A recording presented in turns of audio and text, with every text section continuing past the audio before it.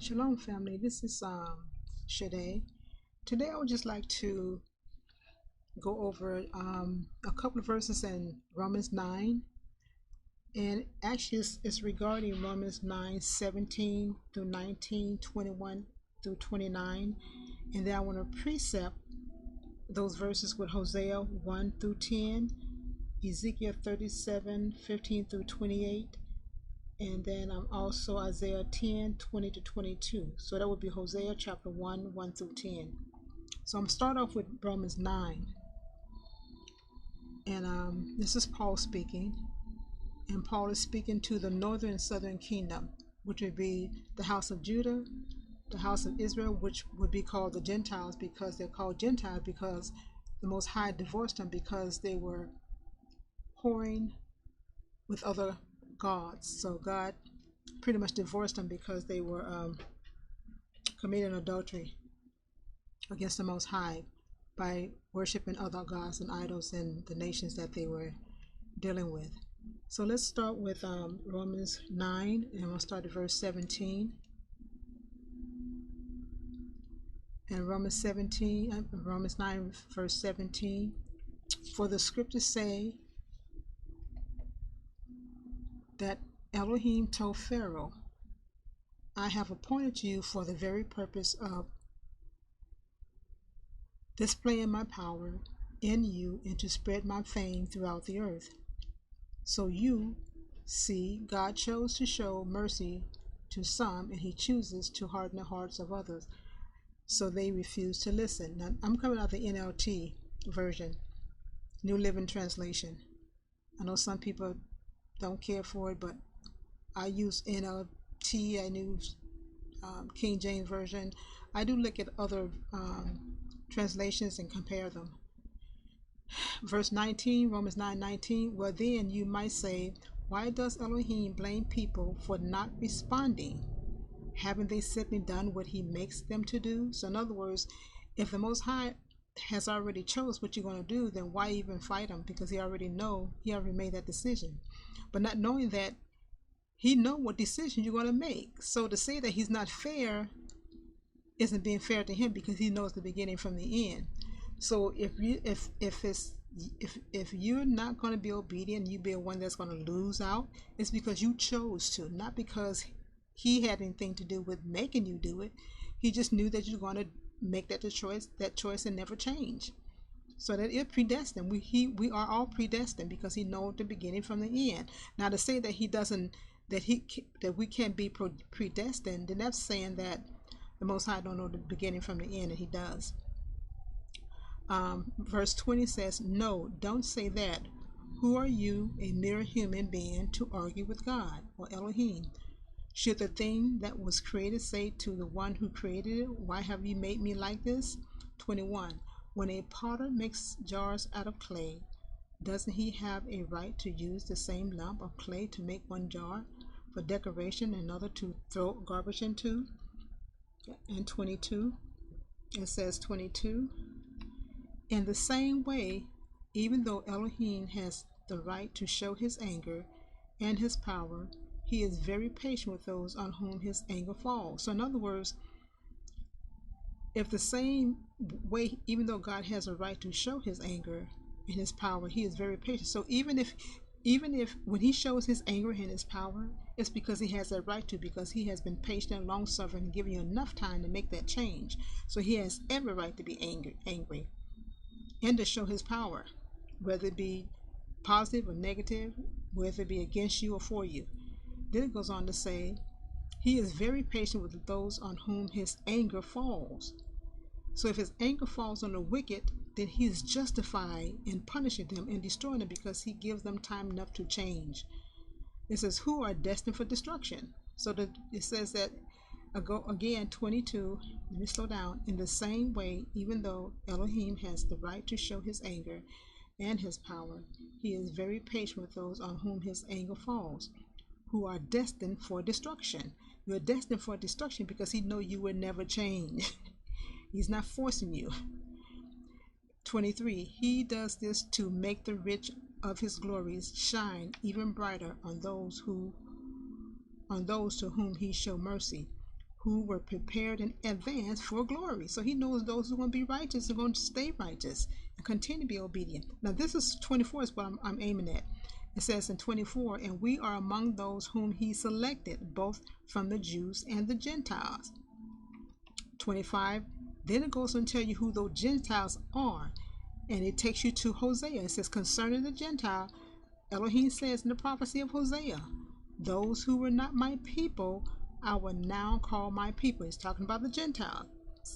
25 says, concerning the Gentiles, Elohim says in the prophecy of Hosea, those who were not my people, I will now call my people, and I will love those who I did not love before. Then 26, and then at the place where they were told, you are not my people, there they would be called the children of the living Elohim. Okay, so I'm going to stop there. Then I'm going to go to Hosea, because Paul is quoting Hosea regarding these Gentiles. Concerning these Gentiles, God says in the prophecy, those who were not my people. So let's go to Hosea. And this is Hosea to the right. My ball. Right here, Hosea 1. It says, verse 1, the Lord gave his message to Hosea, son of Beer, during the year when Uzziah, Joktham, I guess I'm pronouncing that right, if not, Ahaz and Hezekiah were king of Judah, and Jeroboam, son of Joash, was king of Israel. Verse 2, Hosea, wife and children.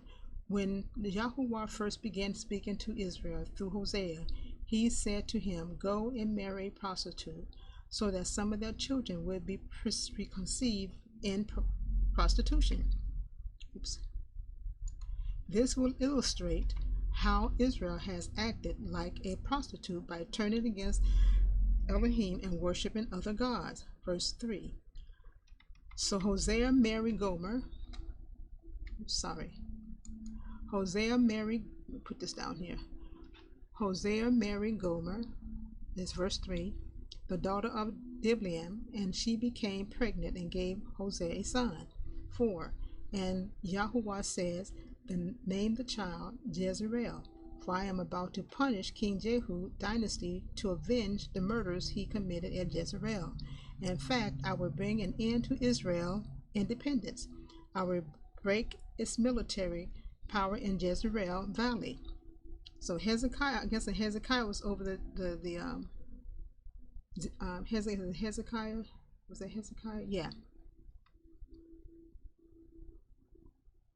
Then verse 6 says, soon Gomer became pregnant again and gave birth to a daughter, and Yahuwah said to Hosea, name your daughter Lo Ruhamah, not love, for I will no longer show love to the people of Israel, getting ready to separate them, the kingdom. I will no longer show love to Israel or forgive them, talking about the house of Israel, but I will show love to the people of Judah. So he's talking about the house of Israel that he will not show love to, but he will show love to Judah. Verse 7, but I will show love to the people of Judah. I will free them from their enemies, not with weapons and armies or horses and chariots, but by my power as Yahuwah their Elohim. Verse 8, after Gomer had weaned Lo Ruhamah, she became pregnant and gave birth to a second son. And Yahuwah said, name him Lo Ami, not my people, for Israel is not my people. For Israel, the house of Israel, is not my people. I am not their Elohim. 10. And then it goes on to say, yet the time will come when Israel people would be like the sand of the sea, too many to count. Then at the place where they were told, you are not my people, talking about the house of Israel, and I want to show you, it would be said, you are the children of the living God. Then, verse 1, the people of Judah, house of Judah, and Israel, the house of Israel, will unite together.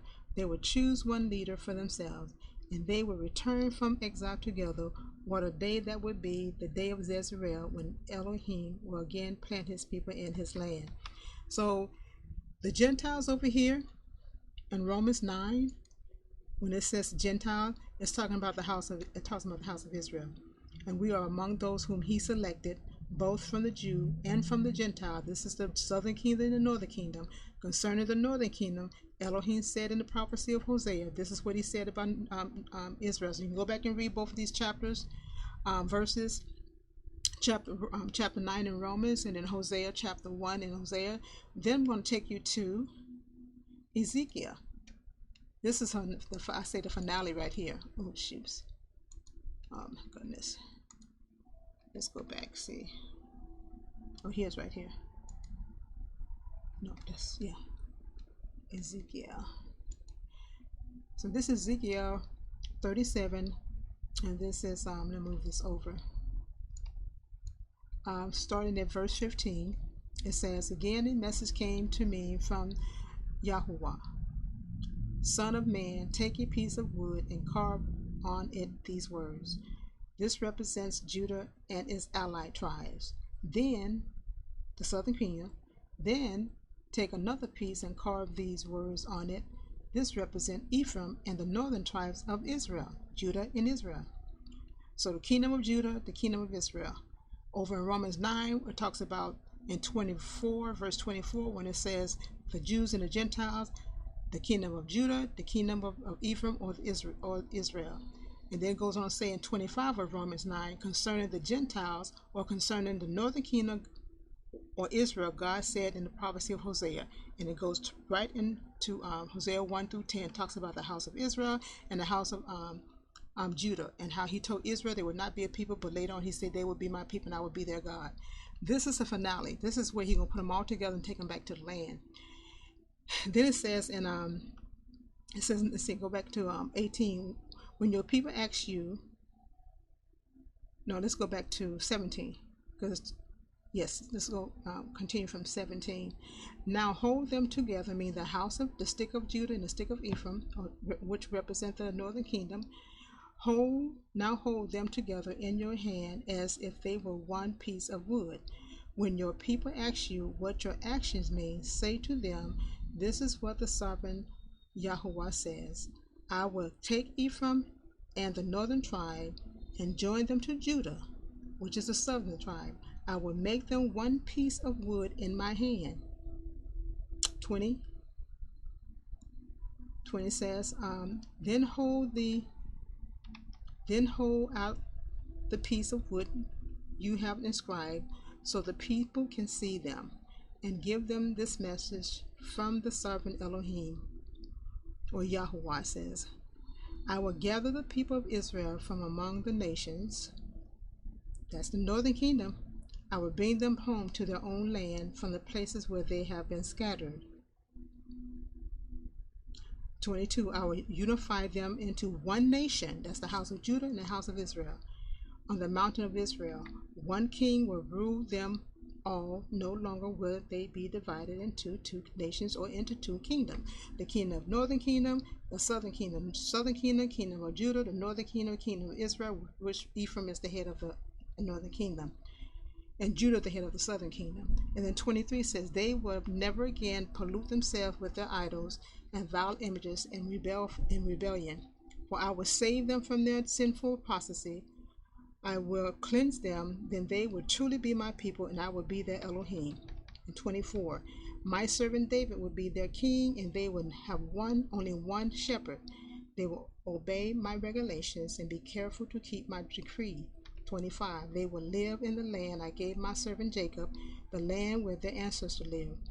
They and their children and their grandchildren after them will live there forever, generation after generation, and my servant David will be their prince forever. 26, and I will make a covenant of peace with them, that's the house of Judah and the house of Israel, an everlasting covenant. I will give them their land and increase their numbers, and I will put my temple among them forever. I will make my home among them. I will be their Elohim, and they will be my people. And when my temple is among them forever, the nations, all the nations that abuse Israel, all the nations that oppressed and killed, committed atrocities against, he says, the nations will know that I am Yahuwah who makes Israel holy. Now I want to go back over to Romans 9. I'm going to give you another precept when it goes on to say, and 27, then he goes on to say, Paul says, also as concerning Israel, Isaiah the prophet cried out, Though the people of Israel are as numbered as the sand of the seashore, only a remnant will be saved, for the Lord will carry out his sentence upon the earth quickly and with finality. Now I'm going to go to Isaiah 10, because Paul's quoting Isaiah now, 10:20 through 22. Talking about the house of Israel, just the whole house of Israel. 20 in Isaiah 10. And it shall come to pass in that day that the remnant of Israel, such as are escaped of the house of Jacob, shall no more again stay upon him that smote them, but shall stay upon the Lord, the Holy One of Israel, in truth. 21. The remnant shall return, even the remnant of Jacob, into the mighty Elohim. For though thou people Israel be as the sand of the sea, yet a remnant of them shall return. The consumption decree shall overflow with righteousness. So again, Romans 9, because I've heard Christians say that they're talking about the Gentiles, nations. No, it's not. It's talking about the northern kingdom. So that is my understanding according to the scriptures. So I just want to go ahead. I just thought I'll bring this on for about a couple of minutes. It didn't take that long, but I just wanted to share these 4 books and 4 verses that proves that in Romans 9 verses 24 and 25, it's not talking about the other nations. It's talking about the house of Israel and the house of Judah. So I hope you all got some understanding. I say shalom and have a blessed rest of the Sabbath.